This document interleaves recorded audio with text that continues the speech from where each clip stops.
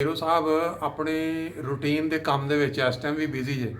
ਜਿਸ ਤਰ੍ਹਾਂ 50 ਸਾਲ ਪਹਿਲਾਂ ਸੀਗੇ ਨਾ, ਉਹੀ ਕੰਮ ਉਹੀ ਅੰਦਾਜ਼ ਉਹ ਜਾਰੀ ਹੈ ਹਜੇ ਤੱਕ।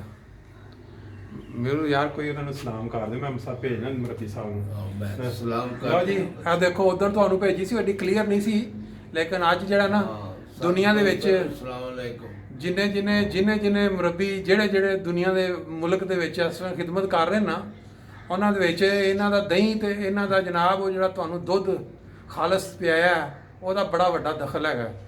ਤੇ ਸ਼ਕਲ ਵੀ ਤੁਸੀਂ ਦੇਖ ਲਓ ਤੇ ਪਛਾਣ ਲਓ, ਸਿਹਤ ਉਂਝ ਦੀ ਉਂਝ। ਕਹਿੰਦੇ 50 ਸਾਲ ਦੱਸੇ ਨਾ ਕੰਮ, 50 ਸਾਲ ਬੜੀ ਜ਼ਿੰਦਗੀ, ਅੱਧੀ ਜ਼ਿੰਦਗੀ ਮੈਂ ਅੱਧੀ ਸਦੀ ਸਮਝ ਲਓ ਕੰਮ ਕਰਦੇ ਆ। ਇਹ ਅੱਲਾਹ ਤਾਲਾ ਦੀ ਸਿਰਫ ਤੌਫੀਕ ਹੈ ਜਿਹਨੇ ਇੰਨੇ ਕਰਨ ਦੀ ਤੌਫੀਕ ਦਿੱਤੀ ਹੈ। ਬਸ ਇਹਨਾਂ ਦੀਆਂ ਦੁਆਵਾਂ ਦਾ ਨਤੀਜਾ। ਹਾਂ, ਦੁਆਵਾਂ ਤੇ ਵੇਖੋ ਜੀ ਇਨਸਾਨ ਕਰਦਾ ਹੀ ਹੈ, ਲੇਕਿਨ ਇਹ ਹੈ ਕਿ ਨੇਕ ਨੀਤੀ ਨਾਲ ਜਿਹੜਾ ਕੰਮ ਕੀਤਾ ਜਾਂਦਾ ਨਾ, ਉਹਦਾ ਅੱਲਾਹ ਤਾਲਾ ਫਿਰ ਅਜਰ ਦਿੰਦਾ। ਅਜੇ ਵੀ ਪਰਚੀਆਂ ਦਾ ਹਿਸਾਬ ਵੇਖ ਲਓ, ਸਾਰਾ ਉਂਝ ਹੀ ਚੱਲ ਰਿਹਾ। ਇਹ ਪਰ ਨਵੇਂ ਆ ਗਏ ਬੰਦੇ, ਹੁਣ ਬੰਦੇ ਨਵੇਂ ਆ ਗਏ ਨੇ।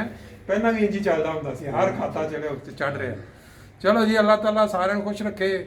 ਤੇ ਜਿਹੜੇ ਦੋਸਤ ਚਾਹੁੰਦੇ ਸਨ ਨਾ ਮੀਰੂ ਨੂੰ ਵੇਖਣਾ ਲਾਈਵ, ਤੇ ਮੈਂ ਕਿਹਾ ਉਹਨਾਂ ਨੂੰ ਵਿਖਾ ਦਈਏ, ਤੇ ਇਹ ਸਲਾਮ ਵੀ ਦੇ ਰਹੇ ਨੇ ਸਾਰਿਆਂ ਨੂੰ ਕਿ ਜਿਹੜਾ ਬੰਦਾ ਵੇਖੇ ਉਹਨਾਂ ਨੂੰ ਸਲਾਮ। ਅੱਲਾਹ ਹਾਫਿਜ਼।